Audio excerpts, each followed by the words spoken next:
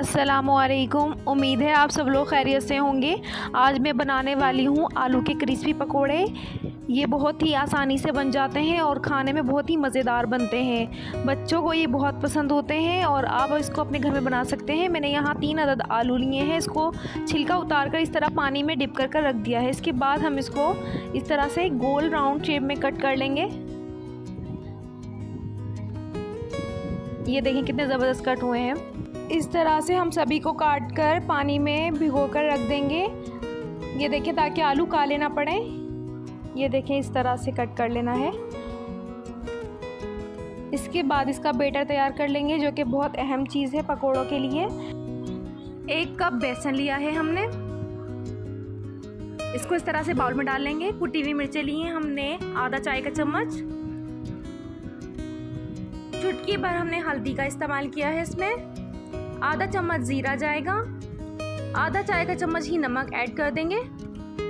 इसके बाद बिल्कुल थोड़ा सा हरा धनिया ऐड कर देंगे खूबसूरती के लिए, ताकि ग्रीन कलर आएगा तो इसके ऊपर अच्छा लगेगा। इसको अच्छी तरह से मिक्स कर लेंगे। इसको अच्छी तरह से मिक्स कर लेंगे। पानी थोड़ा थोड़ा कर ही ऐड करना है, सारा आप एक साथ नहीं डालिएगा।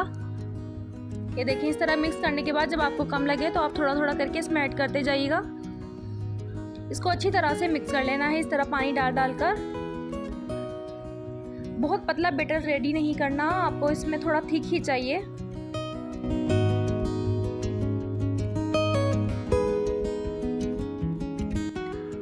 इसको बिल्कुल अच्छी तरह से मिक्स कर लेना है। ये देखें कितना ज़बरदस्त बैटर तैयार हुआ है इसका।